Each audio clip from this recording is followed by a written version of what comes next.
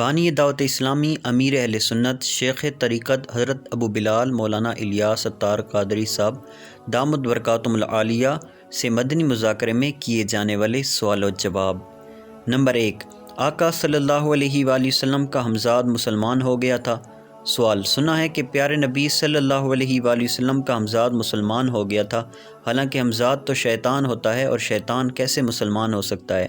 جواب، حدیث کریمہ میں ہے کہ پیارے آقا صلی اللہ تعالی علیہ وآلہ وسلم کا ہمزاد مسلمان ہو گیا تھا۔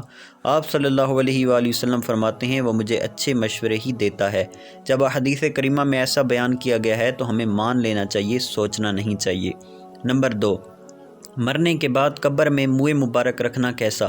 سوال، کیا مرنے کے بعد سرکار صلی اللہ علیہ وآلہ وسلم کے منہ مبارک برکت کے طور پر قبر میں لے جا سکتے ہیں؟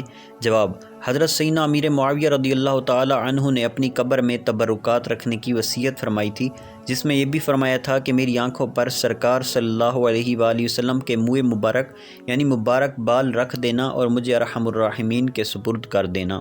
نمبر 3، گنبد خضراء یا خانہ کعبہ کی شبیہ والی ٹوپی پہن کر بیت الخلاء جانا کیسا؟ سوال، کئی ٹوپیوں کے اوپر نعل پاک، گنبد خضراء یا خانہ کعبہ کی تصاویر بنی ہوتی ہیں، ایسی ٹوپی پہننا کیسا اور اس کو پہن کر بیت الخلاء جانا کیسا؟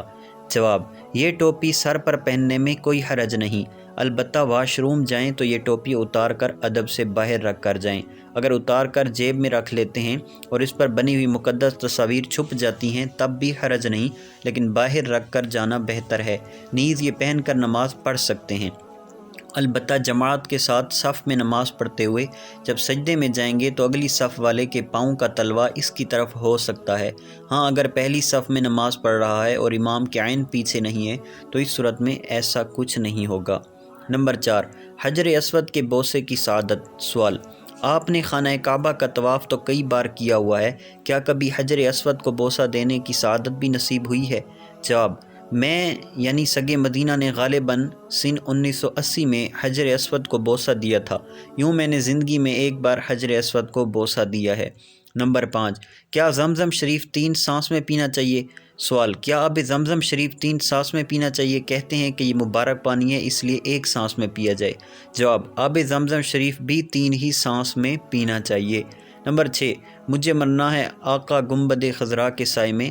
آپ کا ایک شعر ہے، مجھے مرنا ہے آقا گنبد خضراء کے سائے میں، وطن میں مر گیا تو کیا کروں گا یا رسول اللہ۔ یہ ارشاد فرمائیے کہ کیا سبز گنبد کا سایہ ہے؟ جواب، جی ہاں، سبز گنبد کا سایہ ہے، لیکن سبز گنبد والے آقا صلی اللہ علیہ وآلہ وسلم کا سایہ زمین پر تشریف نہیں لاتا تھا۔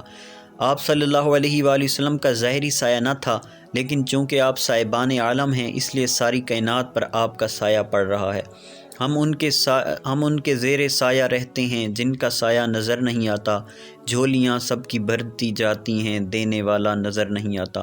نمبر 7، گاہکوں کا رش ہو تو جماعت چھوڑنا کیسا؟ سوال، اگر نماز کا وقت ہو جائے اور دکان پر گاہک موجود ہوں جس کی وجہ سے دکاندار کی جماعت چھوٹ جائے تو کیا وہ گناہ گار ہوگا؟